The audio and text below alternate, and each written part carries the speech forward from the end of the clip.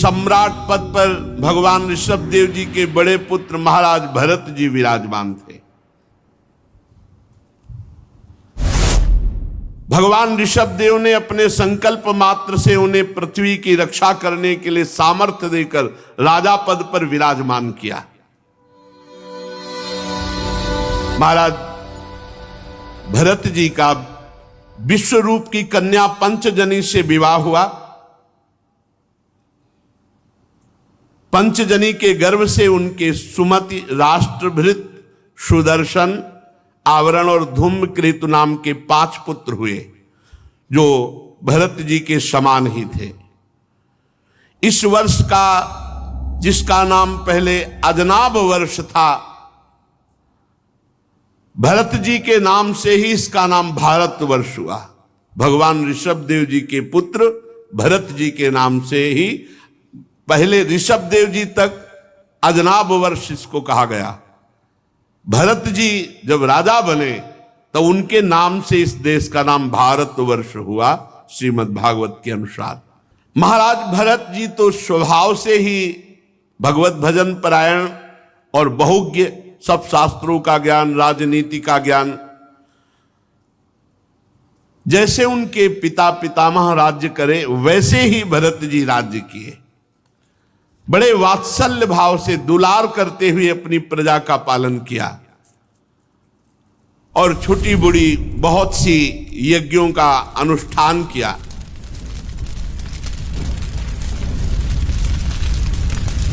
जब तन्मय होकर के भगवान के लिए यज्ञ करते, उनके भाव में हर समय श्रीवत्स, कौस्तुभ माला, चक्र, शंख और गदा धारण किए हुए भगवान का भाव निरंतर बना रहता, मानो सामने भगवान विराजमान। ऐसे भाव से युक्त होकर के यज्ञ करते। दिनों दिन इनकी वेग पूर्वक उत्कृष्ट भक्ति बढ़ने लगी। 1 करोड़ वर्ष तक स्वस्थ रह करके राज्य शासन किया। 1 करोड़ वर्ष तक। अब मन में राज्य से उदासीनता बढ़ी, अब भगवान का भजन करें। वैसे तो यज्ञ आदि के द्वारा सब अपने जो पुत्र थे उनको यथा योग्य राज्य संपत्ति दे दी और आप निकल पड़े राजमहल से। पुलहाश्रम हरिहर क्षेत्र में आकर के भजन करने का दृढ़ निश्चय किया। वहां चक्र नदी है, गंडकी नदी, जिनमें शालिग्राम भगवान प्रकट होते हैं। ऊपर नीचे चक्र का चिन्ह होता है। बहुत ही पवित्र नदी गंडकी नदी। बड़े बड़े ऋषियों के आश्रम। उसी पुलहाश्रम में एकांत में अकेले रह करके वो भगवान का चिंतन करने लगे भरत जी महाराज। जंगली पत्र, पुष्प, तुलसी दल, जल और कंदमूल फल से भगवान की आराधना करते।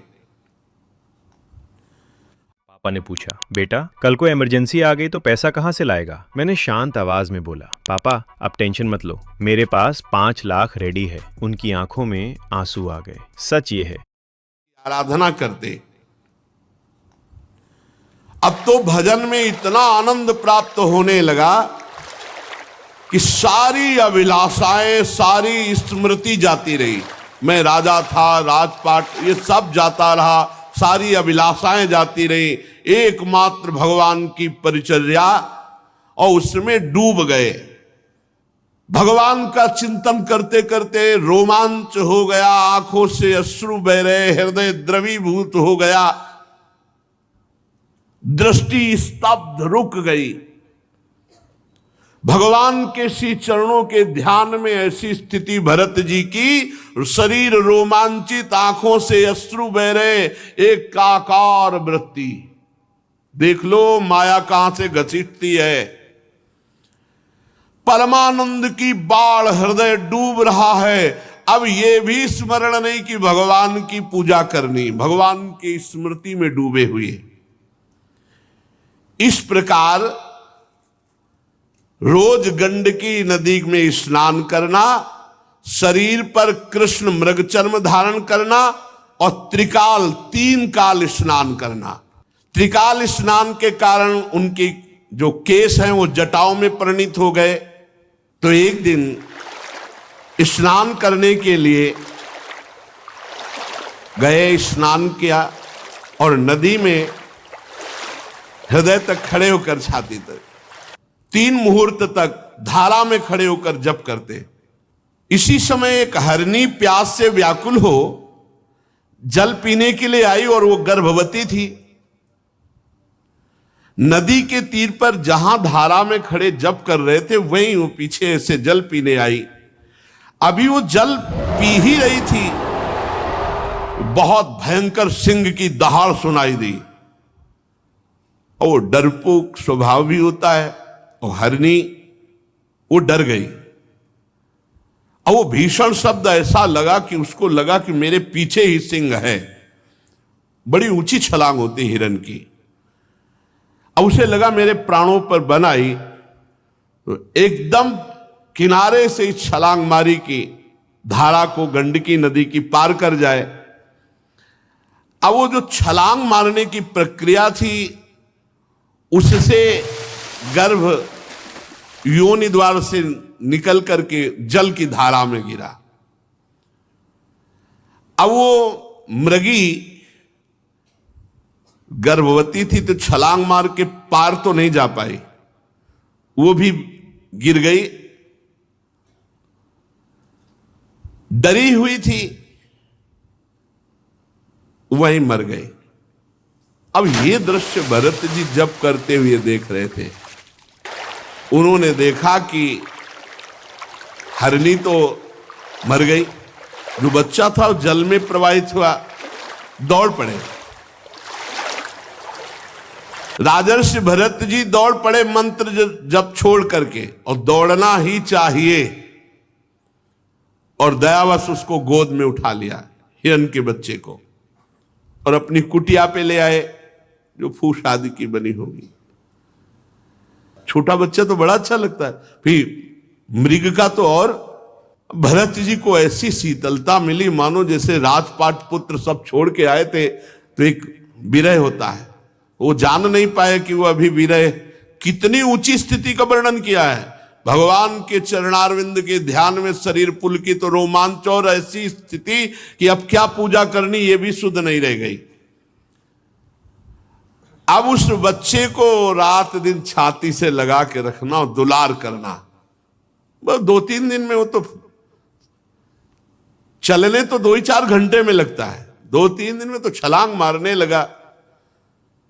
अब उसी के लिए हरी हरी घास बिन के लाना और छाती से लगाए हैं, गले में बैठा ले हैं, पुचकारते, चूमते, हृदय से लगाते। अब सब यम नियम पूजा छूट गई, भगवान का चिंतन छूटने लगा। ये खास बात। ऐसा विचार करने लगे, देखो काल चक्र का प्रभाव, ये अपनी मां से अलग होकर मेरी गोद में आ गया, अब ये मेरा शरणागत है, अब मैं इसे नहीं छोड़ सकता,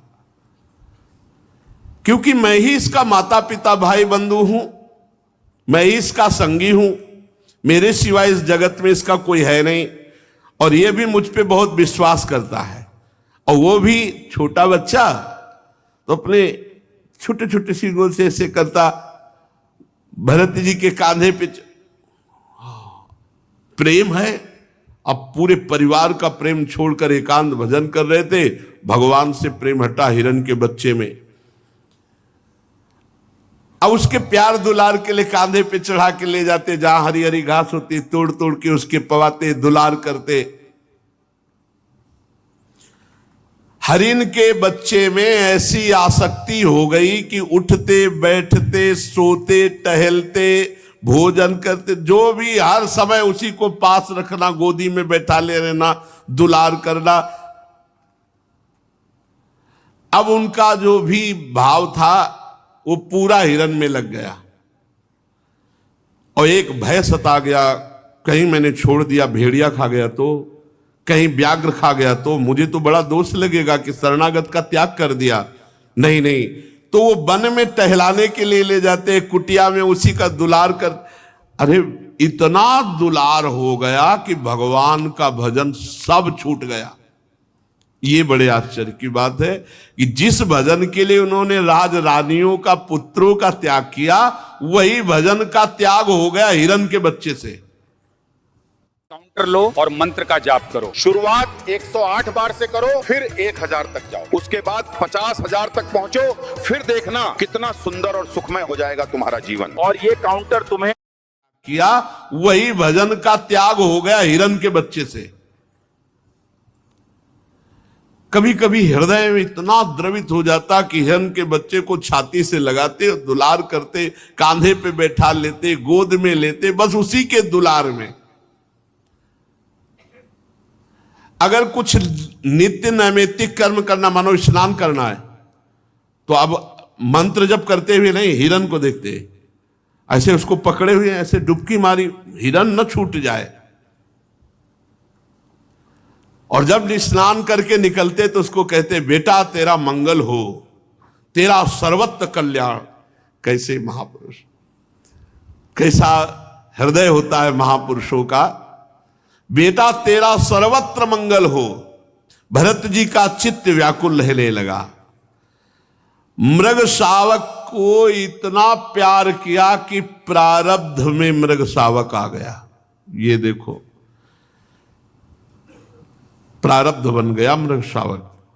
बहुत सवाल, भगवद आराधना रूप योगानुष्ठान पूरा खत्म हो गया, पूरा खत्म हो गया।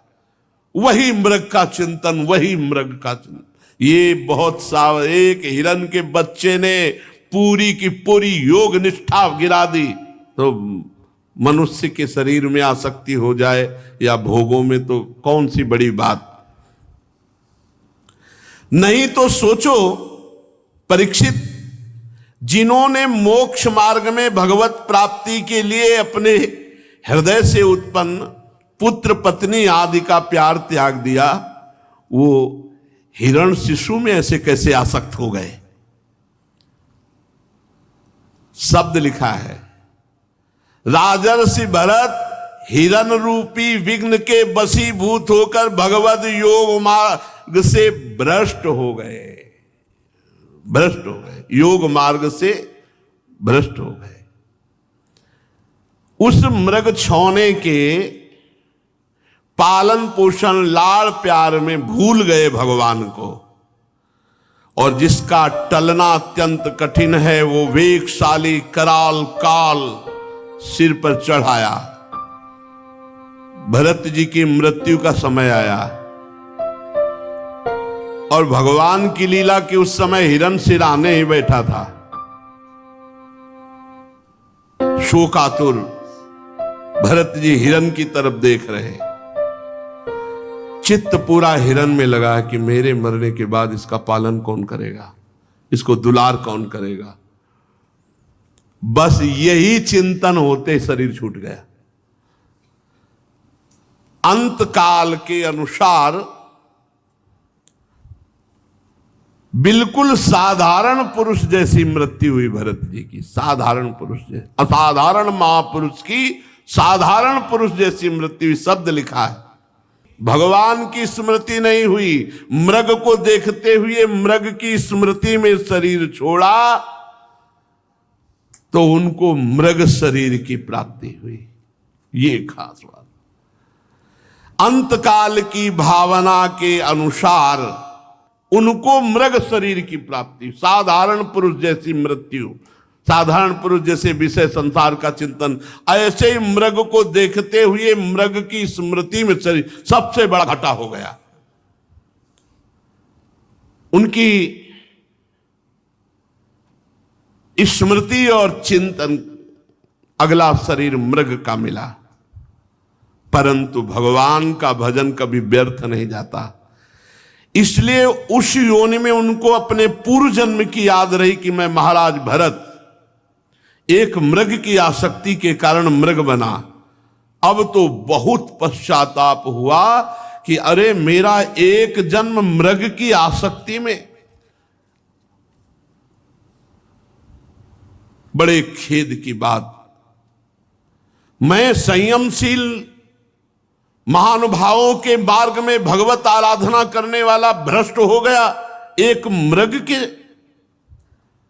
मैंने धैर्य पूर्वक भगवान के लिए सारी आसक्ति छोड़कर एकांत में पवित्र भाव से भगवान के भजन का आश्रय लिया वन में, लेकिन मैं भगवान की आराधना से भ्रष्ट हो गया। मैं एक नन्हे से हरिण शिशु के पीछे अपने भगवान को भूल गया, लक्ष्य से च्युत हो गया। अब नहीं, राजर्षि भरत जी मृग के शरीर को भी गंडकी नदी में खड़ा करके भजन करते और हरी घास खाने में भी डरते कि कहीं आसक्ति ना हो जाए। काल की प्रतीक्षा करते रहे। कुछ समय बाद सूखे पत्ते खा करके गंडकी नदी में भजन करते हुए मृग का शरीर छूटा प्रारब्ध। जब मृग शरीर छोड़ा तो भगवान सुखदेव जी कहते हैं, हे राजन परीक्षित, आंगिरस गोत्र में जो बहुत ही ब्रह्म संबंध से युक्त और ब्रह्म कर्म से युक्त ऐसे ब्रह्म ऋषि के यहां जन्म हुआ भरत जी का। यही नाम पड़ा जड़ भरत।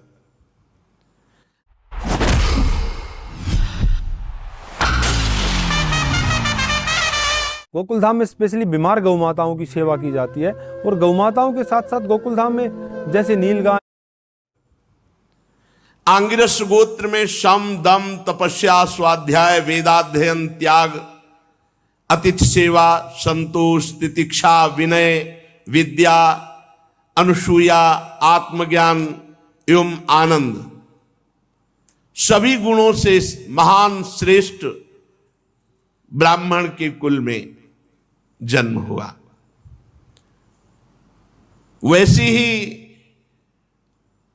इनकी माता विद्याशील आचार रूप उदारता से संपन्न पातिव्रत धर्म धारण करने वाली ऐसी जगह जन्म हुआ। 9 पुत्र हुए और दूसरी पत्नी से एक पुत्र और एक कन्या। इनमें जो पुत्र थे वो महाराज भरत जी थे। मृग शरीर का परित्याग करके इस जन्म में ब्रह्मबोध संपन्न महापुरुष के रूप में जन्मे। अध्यात्म ज्ञान पढ़ना नहीं पड़ा क्योंकि मृग शरीर में ही भजन पूर्ण हो गया। यद्यपि पशु शरीर में भजन नहीं होता, लेकिन ये राजर्षि भरत के रूप में जो भजन किया और परहित के लिए अपना जीवन अर्पित कर दिया, उसके प्रभाव से मृग शरीर में भी पूर्व स्मृति और भजन ये बना रहा। उसके प्रभाव से अब जो जन्म हुआ वो ब्रह्मबोध संपन्न महापुरुष के रूप में। पूरी याद है, मैं राजर्षि भरत था, चूक हो गई, मृग बना, अब आकर के मैं इस ब्रह्म ऋषि के कुल में जन्मा हूं। पूर्व जन्म का पूरा स्मरण होने के कारण अब कोई विघ्न ना हो जाए, इसलिए वो पागलों जैसी वृत्ति में रहते बाल्यावस्था से ही। हर समय भगवत स्मरण परायण, ओठ बंद और पागलों जैसी चेष्टा। श्री भगवान के चरणों का स्मरण मूर्ख, पागल, अंधा, बहरा ऐसा अपने को दिखाने लगे बचपन से ही। क्यों? कोई प्यार न कर बैठे, कहीं किसी से अपनापन न हो जाए। पिता को बड़ा प्रेम था इनके ऊपर, क्योंकि ये ब्रह्मबोध संपन्न महापुरुष थे। पर सबको पता चल गया था कि ये बालक पागल है। शास्त्रानुसार समावर्तन पर्यंत जो पूर्व के अर्थात विवाह के पूर्व के जितने संस्कार ब्राह्मणत्व के हैं वो सब उपनयन संस्कार आदि से युक्त किया। पर देखें ये तो बेटा पागल है। पिता का कर्तव्य है पुत्र को शिक्षा देना, इसलिए बड़े प्यार से समझाते, शौच के बाद ऐसे पवित्र हुआ जाता है, ऐसे आचमन किया जाता है, ऐसे ऐसे रहना चाहिए। भरत जी बिल्कुल उपदेश के विरुद्ध आचरण करते, जैसा उपदेश उसके विरुद्ध आचरण करते। क्यों? पिता की आसक्ति हम पे ना हो जाए, हमारी आसक्ति पिता पे ना हो जाए। बहुत उपाय किया कि गायत्री मंत्र याद करवा दे। 4 महीने पूरा प्रयास किया, वर्षा काल में एक भी छंद याद नहीं करवा पाए।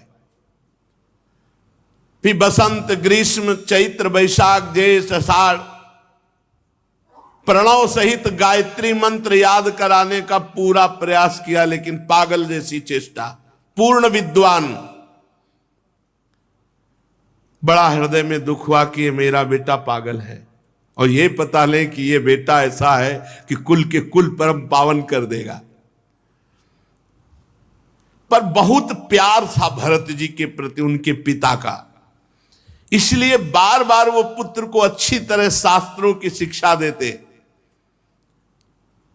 शौच, वेदाध्ययन, व्रत, नियम, गुरु सेवा, अग्नि सेवा, ब्रह्मचर्य पालन, इन सब की कुछ नहीं, ठीक विपरीत चेष्टा, पागलों जैसी, मूर्खों जैसी।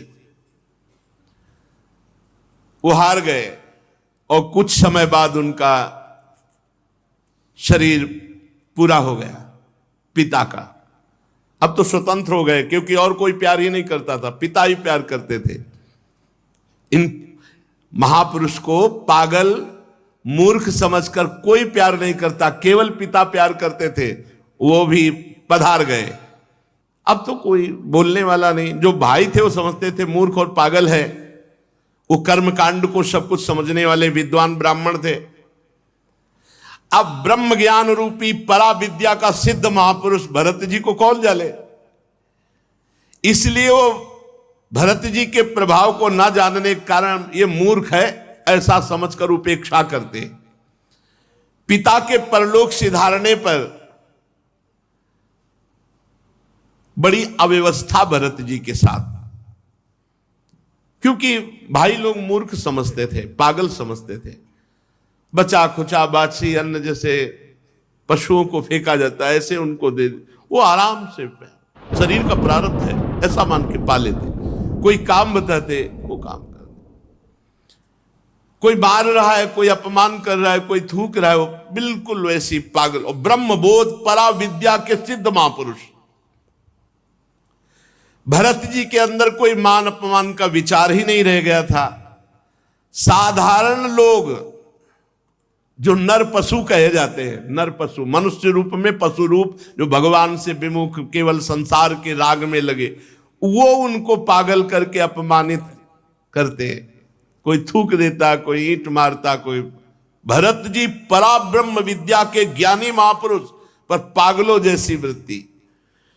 कोई उनको मूर्ख कहता, कोई पागल कहता, प्रायः पागल करके ही पुकारा जाता है, और ब्रह्मबोध संपन्न महापुरुष। तो भरत जी भी ठीक वैसे ही स्वांग रचते कि सब पागल समझे, उसी के अनुरूप भाषण करते भरत जी। जैसे लोग उनको मूर्ख और पागल समझते, तो वैसे ही चेष्टा करते कि हाँ वास्तविक ये पागल और मूर्ख है। कोई कोई तो इनको अपने काम में लगा लेता। अब जवान हुए, चल चारा काट रहे, गोबर फेंकवा रहे, जैसा वो कहते वैसी काम। कोई अपने काम के लिए खेत में ले जाता, कोई मजदूरी कराता, अब बाद में जला भुना बासी अन्न फेंक देते सामने। क्या स्थिति महापुरुष की। उसी को ऐसे, हे शरीर तेरा प्रारब्ध। अब वो बाल ब्रह्मचारी अखंड शरीर वैसे ही पुष्ट बलवान, जीव के स्वाद की कोई वस्तु ही नहीं, जली सड़ी बासी ऐसे ही दे देते हो। खूब दिन भर मेहनत कराते भरत जी से। दुकान चलाते वक्त हर पेमेंट चेक करना मुश्किल है, इसलिए अपने फोन में डाउनलोड करो साउंड बॉक्स। ऐसे ही दे देते हो। खूब दिन भर मेहनत कराते भरत जी से। ये किसी कारण से उत्पन्न होने वाला शास्त्रीय ज्ञान नहीं, ये स्वतः सिद्ध भगवत स्वरूप ज्ञानानंद में निमग्न महापुरुष, आत्मबोध प्राप्त महापुरुष, क्योंकि भजन के बल से आत्मबोध प्राप्त हुआ। इसलिए बस एक मोटा यज्ञोपवीत शरीर में पिता ने जो पहला दिया था जब से, वो यज्ञोपवीत और नीचे का वस्त्र, बस ऐसे ही रोड में पड़े हैं, रास्ते में पड़े हैं, कोई दे दिया खाया, कोई काम में लगा लिया, पागलों जैसे। बहुत अष्ट पुष्ट स्वस्थ शरीर। सर्दी गर्मी बरसात सब खुले पे सहना, अपमान आदि, चूंकि देहाभिमानी नष्ट हो चुका है इसलिए कोई क्लेश नहीं। जैसे आग राख से ढक जाए पर अंदर आग है, जैसे मणि के ऊपर धूल लग जाए, ऐसे ही महाराज न कभी स्नान करते न कोई शरीर सफाई। सर्दी गर्मी बरसात आंधी, इसमें लिखा हुआ है नहाना धोना कोई मतलब, भगवत स्वरूप। शीतोष्ण वात वर्षेषु, गर्मी ठंडी हवा वर्षा, वृष इवानावृतांग, सांड की तरह खुले शरीर सहते, पृथ्वी पर पड़े रहते, कभी स्नान नहीं करना, कभी हाथ पैर नहीं, मुंह नहीं धोना, कभी नहीं। स्थिति इनको प्राप्त हो गई। 3 बार स्नान साधन में करते थे पीछे गंडकी नदी में, 3 बार शरीर पर अंगुलों मैल जम गया था। क्या सुंदर स्थिति है, क्या सुंदर स्थिति है। ब्रह्मतेज ऐसे जैसे धूल से ढका हुआ महामणि, एक मैला कुचैला कपड़ा है कमर में बस, और एक मैला यज्ञोपवीत। सब लोग यही जानते थे कि ये मूर्ख पागल है, मूर्ख पागल है। बहुत तिरस्कार करते भरत जी का, काम करवाते मारते, इतना बड़ा महापुरुष ऐसे सह रहे। जब उनके भाइयों ने देखा कि लोग मजदूरी कराकर इसे भोजन दे देते हैं, तब बुलाया चल, और खेत में अपने काम में लगाया। यहां खुदाई करो, पूरे को बराबर करना है। तो कह रहे हैं कि ना समम विषमम न्यून मधिकमिति, जहां समान खुदाई करनी थी वहां कुआं जैसा गड्ढा कर दे, जहां लगा दिया खोदो तो बस वहीं खोदते चले गए, क्योंकि ये पता नहीं चलना चाहिए कि ये बुद्धिमान है, मूर्ख है, ये पागल है, यही पता चल। क्यारियां ठीक करने में लगा, सब उल्टा कर दिया, सब क्यारियों में कुआं जैसा खोद दिया। भाई उनको डांटते धक्का मारते, और भोजन में क्या देते? खली भूसी, भुने हुए उड़द और चावल की कनकी सूखी ऐसे जैसे जानवर को दी जाती है, या पके हुए अन्न की जली हुई खुरचन। कैसे महापुरुष है, जिनको विश्व का परम पवित्र भोग सब मिलना चाहिए, वो कैसे जी रहे? स्पष्ट लिखा हुआ है कि उनके आहार में चावल की कनी, खली भूसी, गुने हुए उड़द ऐसे सूखे और वो ऐसे चबा लेते, या पके हुए अन्न की जली हुई खुरचन, जली हुई, वो दे देते। बड़े अमृत के समान उसे शरीर का प्रारब्ध समझकर खा लेते। भगा दिया भाई, धक्का मार, एक काम लायक नहीं। दूसरे भाई ने पकड़ लिया, खेत की रखवाली करो, खेत की। अब वो खेत की रखवाली क्या करे? खेत इधर, आसन लगा इधर में पड़े, उनसे खेत से मतलब क्या है? विपरीत। वो जो भी कार्य करते तो उसके विपरीत, जिससे पक्का सबको समझ में आया कि पागल है, वहीं पड़े हुए थे। और एक डाकुओं के सरदार ने भद्रकाली से कामना की थी कि पुत्र हो जाएगा तो नरबलि चढ़ाएंगे। नरबलि मतलब मनुष्य को काटेंगे आपके सामने, और संयोग से पुत्र हो गया तो भद्रकाली को मनुष्य की बलि देने के लिए एक पुरुष को पकड़वा मंगाया हो। तो राजा था दस्युराज। अब उस पुरुष को छोड़ दिया गया बाजार में, खूब जो चाहो खा लो, उसको पता नहीं है। वो जलेबी गुलाब जामुन जो जो बढ़िया पसंद सब खूब खा रहा था। एक दुकानदार ने धीरे से कहा खूब खा ले, अब इन्हें गर्दन कटेगी जाके तुम्हारी। क्यों? भोले तो ऐसे फ्री थोड़ी खाने को मिल रहा है। दस्युराज ने आज उत्सव मनाया है, तुम उनके बलि पशु हो, तुम्हारी गर्दन कटेगी। तो उसने दोना पत्तल जो होता वो साथ लिए, जो भागा वहां से निकल गया, भाग गया। अब जो रक्षक थे उनको, वो तो खुला छोड़े हुए थे कि खा पी लेगा, पकड़ लेंगे। जब देखा कि वो आदमी भाग गया तो सोचा अगर राजा से कहा जाके तो हम ही किसी को भी बलि चढ़ा देगा, इसलिए तुरंत कोई नर पशु पकड़ना चाहिए। तुम्हारी इंग्लिश न बोल पाने की वजह से the foreign client has cancelled the deal. I try, sir, but client not able. चाहिए दैववश वो तो भाग गया जिसको पकड़ के लाए थे। चारों ओर सेवक दौड़े कि अब कोई मनुष्य मिल जाए, नहीं तो हम लोगों की बलि चढ़ा देगा राजा। तो रात के समय तक दैव योग दृष्टि पड़ी आंगिरस गोत्री ब्रह्म प्राप्त महापुरुष श्री जड़ भरत जी के ऊपर।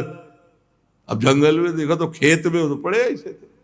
अरे बोले देवी भी प्रसन्न हो जाएगी और राजा भी प्रसन्न हो जाएगा, क्योंकि बहुत तगड़ा आदमी है, अष्ट पुष्ट बलवान। और उस समय वीरासन में बैठे हुए थे, रात्रि के समय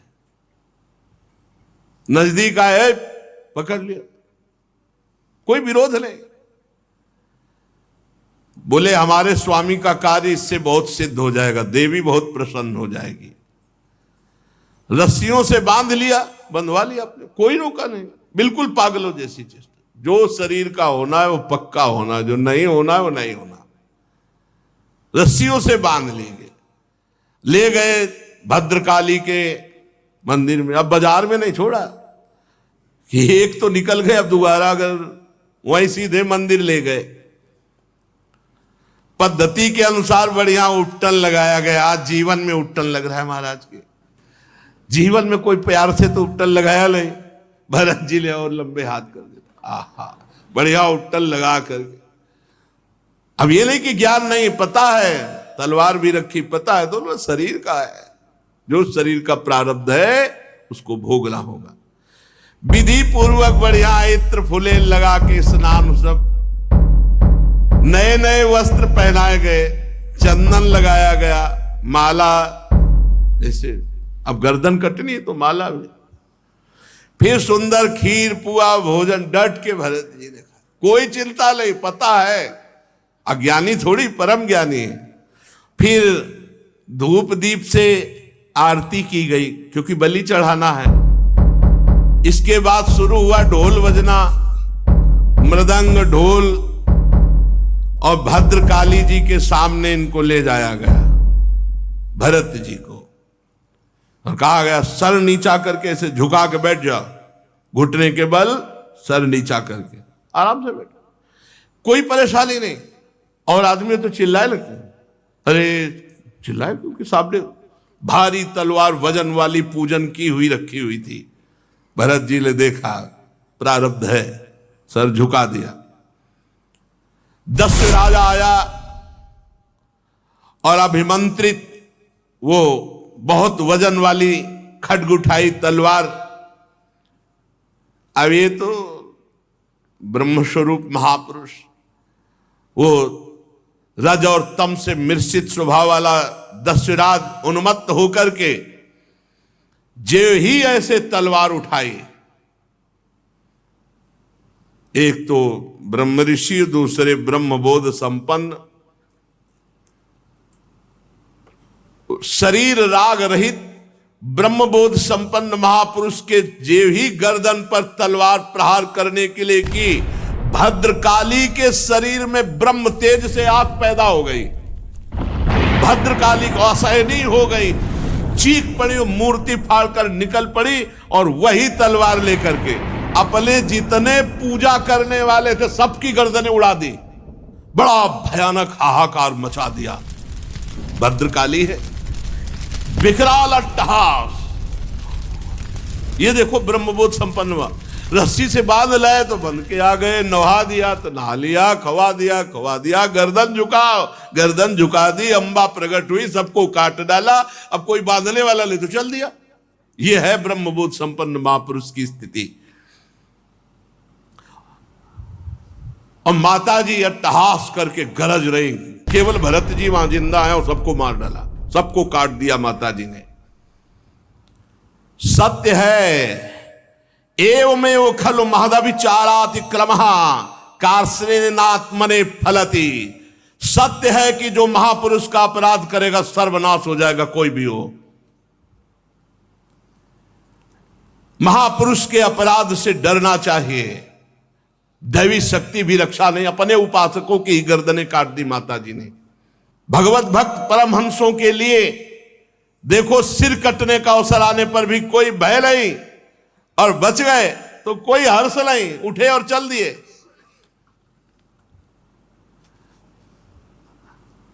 आराम से मस्ती से जा रहे थे, खूब पूजे तिलक लगे, खाए पे नए कपड़ा पहले थे, मस्ती से। उधर सिंधु सौवीर देश का राजा रहुगण, ये वही रहुगण है हिरन, भरत जी के कर कमल से द्वारा पोषित। अब ये भला आकर सिंधु सौवीर देश का राजा, और ये जा रहे थे कपिल भगवान से सत्संग करने, पालकी में बैठ के। कहा था ना भरत जी ने हिरन के रूप में जब ये थे कि बेटा तेरा सर्वत्र मंगल हो, अर्थात मैं तेरा सर्वत्र मंगल करूंगा। मुझे याद है किसी ने मुझसे कहा था कि जीवन में किसी भी समस्या का समाधान चाहिए ना तो राधा नाम जाप करना शुरू कर। पालकी पर चढ़कर जा रहा था, जब इक्षुमती नदी के किनारे पहुंचा तो पालकी उठाने वाले कहारों के जमादार की एक कहार को बुखार आ गया और वो डगमगाने लगी पालकी असमर्थ। तो कहा भाई एक नया किसी को खोज लो, राजा है वो तो हुक्म पे। तो इन्हीं को देखा, बढ़िया नए कपड़ा पहले, खीर पाए, तिलक लगवाए, आ रहे थे। सोचा ये बहुत हष्ट पुष्ट मनुष्य है, जवान है, बैल जैसी ताकत है, बहुत बढ़िया कहार का।